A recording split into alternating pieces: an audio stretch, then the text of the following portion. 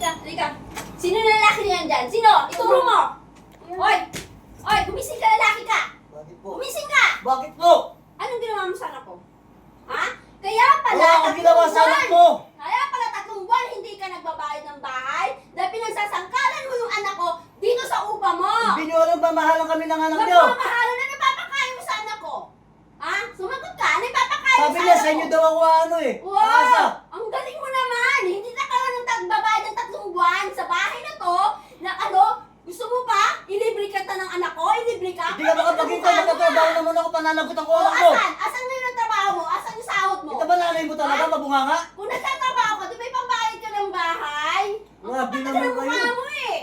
Asa, anak ko pa, ikaw Pananagutan ko yung anak nyo, huwag Ano ka mag-alala. ano nga ipapakain mo? Bakit? Di ba abang buhay na nagdito ako? Tatrabaho ako. Oh, ngayon na, hindi nakahilata ka pa. Ang kapal nga ng mukha mo, 3 buwan ka na hindi nagbabayad eh. Tapos gusto mo yung anak ko magbabayad? Imbis na pakilala ko sa inyo mo? ng anak niya, bunganga narinig ko. Ha? Ang kapal ng mukha mo eh. Galing pa ako Sino inuman, ang ganyan ko ina? narinig ko sa Sino inyo. ina? Ano, gusto na yung katulad mo. Eh, ang tamad-tamad mo. Tanghali na, nakahilata ka pa. Ha? Kung Grabe talagang naman. mahal mo Paano anak ako ko, naging tamad? ha? Magtatrabaho ka.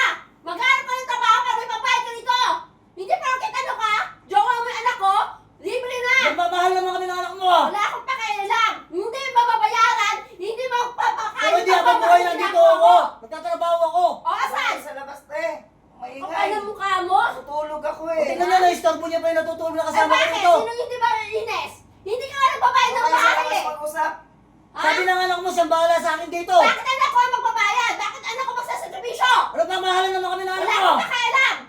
Ha? Tigilan mo tong lalaki na to ha? Ano? Ha?